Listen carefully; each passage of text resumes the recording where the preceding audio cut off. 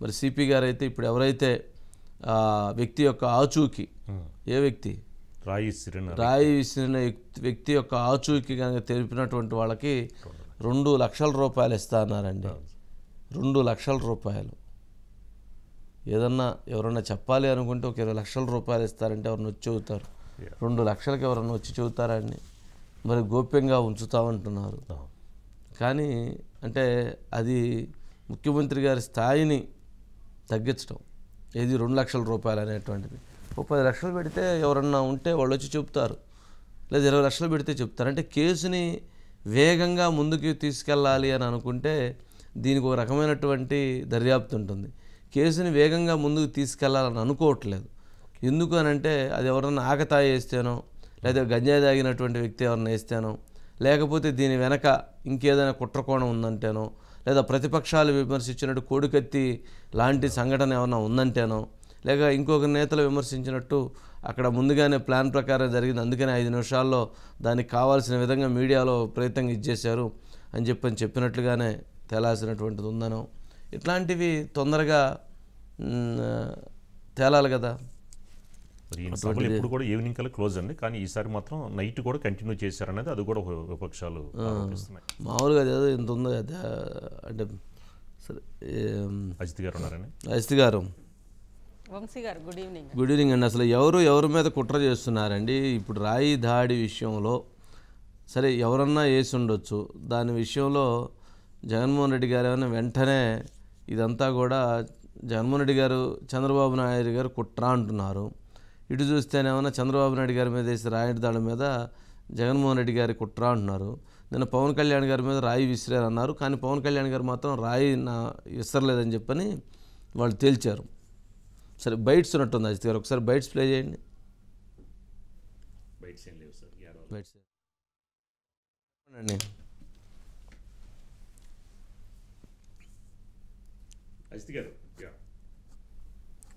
అజిత్ గారు,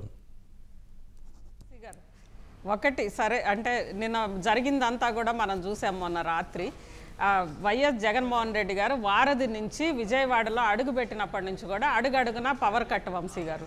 జనరల్గా మనం ఇంతకుముందు అనుకున్నట్లుగా కనీసం పట్టపగలు వెళ్ళేప్పుడు కూడా అటు ఇటు చెట్లున్నా కానీ ఒప్పుకోరు. అదేవిధంగా పరదాలు కట్టుకొని అత్యంత పకడ్బందీగా వెళ్ళే, దాంతోపాటు లక్షల మంది అటెండ్ అయ్యారని చెప్పుకునే సిద్ధం సభల్లో కూడా చాలా ఆర్గనైజ్డ్గా ఉంటుంది వంశీ గారు. మనం చూసాం అంటే ఒకవైపు జనము, తర్వాత మధ్యలో ర్యాంపు, ఆ ర్యాంపుకి ఇంత దూరంలో అలా చాలా ఆర్గనైజ్డ్గా ఉంటుంది. చుట్టూ కూడా భద్రతా సిబ్బంది. వైఎస్ జగన్మోహన్ రెడ్డి గారికి ముఖ్యమంత్రి కాకముందు కూడా ఆ లెవెల్ సెక్యూరిటీ అనేది వాళ్ళు ఎప్పుడు కూడా దాన్ని మెయింటైన్ చేసుకుంటారు వంశీ గారు. అలాంటిది ఈసారి అసలు విజయవాడలో అడుగు పెట్టడంతో పదే పవర్ కట్టు. అదేవిధంగా కరెక్ట్గా అక్కడ జనాల్లోంచి రాయి రాకుండా ఇంకొక వైపు రాయి వచ్చింది అని అంటున్నారు. అంటే నిన్న ఇటు వైఎస్ఆర్సీపీ బృందం ఈసీని కలిసి ఎయిర్ గన్తో ఆ తర్వాత మాట్లాడినప్పుడు ఎయిర్ గన్తో కూడా షూట్ చేసి ఉండొచ్చు, ఒక పథకం ప్రకారమే షూట్ చేశారు అని చెప్పి అంటున్నారు వంశీ గారు. ఒకవేళ పథకం ప్రకారమే అక్కడ చీకటిని ఎంచుకున్నారు అని అంటే వాళ్ళకి ముందు అధికారులకు తెలుస్తుందా, లేదా ప్రభుత్వానికి సంబంధించిన ఇంటెలిజెన్స్కి కరెంటు పోతుంది అని అనేది వీళ్ళకి అవగాహన ఉంటుందా, వాళ్ళకి అవగాహన ఉంటుందా అని అనేది ఒకటి వంశీ గారు. అంటే 2-3 చోట్ల కరెంటు పోయినాక ఆ బిల్డింగ్ని ఎట్టించుకుంటారు. ఒకవేళ కరెంటు పోయిన ప్రదేశాలే చూసుకుందామని అనుకుంటే ఆ బిల్డింగ్ని ఎప్పటి నుంచో, ఒకవేళ అదే కుట్ర అయ్యి ఉంటే ఎప్పటి నుంచో చూడాలి కదా వంశీ గారు. అది లేదు. దాంతోపాటు నిన్న మనం అంతా చూసాం, మీరు చెప్పారు మొత్తం ఎక్స్ప్లెయిన్ చేసి కూడా మొత్తం ఆ గజమాలకి సంబంధించి చుట్టిన ఫోటోలకు ఉన్న స్పైరల్ వైర్ అనేది అంటున్నారు. కాదు, ఒకవేళ రాయి అనుకుందాం వంశీ గారు. నిన్న గాజువాకలో కూడా రాళ్ల దాడి జరిగింది చంద్రబాబు నాయుడు గారి మీద. జనంలోంచి రాయి వచ్చి పడింది. అంత పెద్ద జనంలో పడ్డ రాయిని వాళ్ళు ఈ రాయి పడింది అని చెప్పి రాయిని పట్టుకున్నారు. ఇసిరినోళ్ళని కూడా దాదాపు గుర్తించి పరిగెత్తే వాళ్ళు పారిపోయారు వంశీ గారు. కానీ ఇక్కడ రాయి ఫస్ట్ జగన్మోహన్ రెడ్డి గారికి తగిలింది వంశీ గారు. అదే రాయి వెంటనే ఫోర్స్గా జగన్మోహన్ రెడ్డి గారి దగ్గర నుంచి పక్కన ఉన్న వెల్లంపల్లి గారికి తగిలింది. ఫస్ట్ జగన్మోహన్ రెడ్డి గారికి విధానంలో మాత్రం అది అసలు ఇప్పటికే అది చాలా క్యాలం బోర్డులో స్ట్రైకర్ తోటి ఆడుతున్నప్పుడు ఒక కాయను కొడితే ఒక కాయనికి ఇంకొక కాయను పోయి ఆ కాయను పోయి పడిద్ది. ఇది ఎట్లుందంటే ఇటు జగన్మోహన్ రెడ్డి గారి మీద తగిలి అది పోయి మళ్ళీ అటు వెల్లంపల్లి శ్రీనివాస్ గారికి తగిలింది. అదేదో క్యాలం బోర్డులో కాయను కొట్టినట్టు ఉంది. మరి అసలు మరి అటు నుంచి అట్లా రాయి వేసినప్పుడు ఆ రాయి వచ్చిన విధానాన్ని పక్క నుంచి చూపిస్తున్నారు. మరి ఆ పక్కన ఉన్నటువంటి ప్రాంతంలో ఎవరెవరు ఉన్నారు, అక్కడ ఏంటి, మరి ఇన్ని అంటే నా డౌట్ ఏంటంటే అజిత్ గారు, కేసు త్వరగా తేలితే అక్కడ ఎవరో ఒక కామన్ ఎవరన్నా ఒక వ్యక్తి ఉండేశారనో లేదా అట్లా తేలిద్దేవని అనేటువంటి ఉద్దేశంతో కేసును త్వరగా తేల్చట్లేదు. తేల్చకపోవడంతో 2 లక్షలు ప్రకటించారు. 2 లక్షలు మరి ముఖ్యమంత్రి గారి మీద అసలు హత్యాయత్నం, మర్డర్ స్కెచ్, ఇజ్రాయెల్ నుంచి equipment, gun, air gun, cat Balu, sharp shooter, మళ్ళీ దీనికి తోడు మళ్ళీ షార్ప్ షూటర్ అంట అజిత్ గారు, స్నైపర్ సెల్స్, దీనికి పెద్ద బృందాలు, టీంలు, వీళ్ళందరూ పనిచేశారని చెప్పి అనేటువంటి విమర్శలు చేస్తున్నప్పుడు మరి అక్కడ ఉన్నటువంటి సీఎం సెక్యూరిటీని, ఇంటెలిజెన్స్ని, సిపిని, డీజీపీని ఎందుకు యాక్షన్ తీసుకోలేదు ఎలక్షన్ కమిషన్? అంటే మా ముఖ్యమంత్రి గారు అంటే ఎలక్షన్ కమిషన్కి అంత చిన్న చూపా? మరి అంతే కదండి, తేలాలి కదా. అవును వంశీ గారు, ఇక్కడ ఇంకొకటి అంటే అట్ట రాయి తగలక ముందే మొత్తం హత్యకి కుట్ర అని చెప్పి సోషల్ మీడియాలో ఇటు 2 నిమిషాల్లోనే చంద్రబాబు నాయుడు గారి బొమ్మతోటి వెంటనే సర్క్యులేట్ అయినాయి. సేమ్ అంతకంటే ఇది ఇంకా చాలా ఫాస్ట్గా వచ్చింది. అసలు అంతకంటే ముందు అంబటి రాంబాబు గారు వంశీ గారు ఇంతవరకు పోలవరానికి సంబంధించి ఆయన ఎప్పుడు అంత ఫాస్ట్గా రివ్యూలు చేయడం కానీ ఏమీ చూడలేం మనము. వాళ్ళు కూలిపోయినా డయాఫ్రమ్ వాళ్ళు ఎటైనా ఈసారి మాత్రం చాలా ఫాస్ట్గా అంతు తేలుస్తామని చెప్పి మాట్లాడారు వంశీ గారు. అంబటి రాంబాబు గారు, పేర్ని నాని, మొత్తం మొత్తం ఆ నానీలు అందరూ వచ్చారు, జోగి రమేష్ అందరూ వచ్చారు. చివరికి రోజా అయితే ఛాలెంజ్ చేసింది వంశీ గారు, మొత్తం అసలు ఇక హత్యకి ప్రయత్నం వాళ్ళు అంతు తేలుస్తామనని. అయితే ఇక్కడ ఒక్క విషయం వంశీ గారు మనందరికి కూడా గుర్తుంటుంది.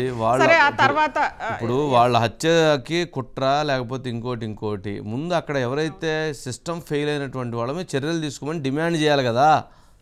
ముఖ్యమంత్రి గారే నాకు భద్రత లేదు, ముఖ్యమంత్రి గారి మీద జరిగిందంటే కామన్ మ్యాన్కి భద్రత ఎక్కడా? సామాన్యమైనటువంటి వ్యక్తికి భద్రత ఎక్కడున్నట్లు ఆంధ్రప్రదేశ్ రాష్ట్రంలో?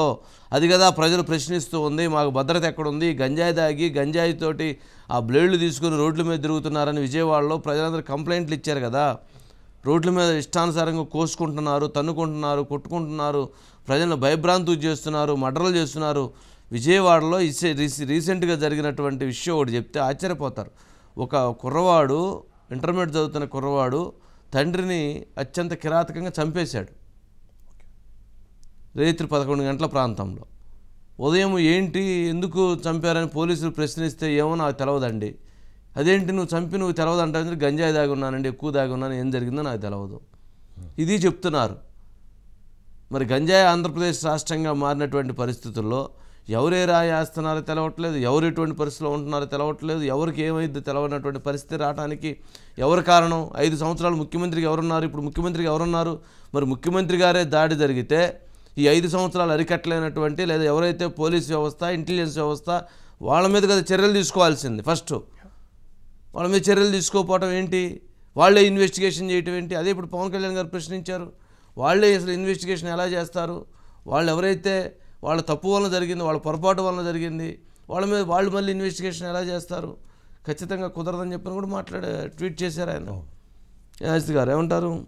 అవును, ఖచ్చితంగా వంశీ గారు. ఇక్కడ ఇంకొకటి కూడా ఉంది. అసలు అంటే రాజ్యాంగం మీద ప్రమాణం చేసి రాజ్యాంగ ప్రకారం వచ్చిన ముఖ్యమంత్రి గారు కానీ వీళ్ళు చివరికి ముఖ్యమంత్రి గారు కూడా ఎంత తెలివిగా ఈరోజు మాట్లాడారంటే, ఇదేదో కుట్ర జరిగింది, జనరల్గా కుట్ర జరిగిందంటే ఫస్ట్ వేళ్ళెత్తి చూపించేది డీజీపీ లేదంటే ఇంటెలిజెన్స్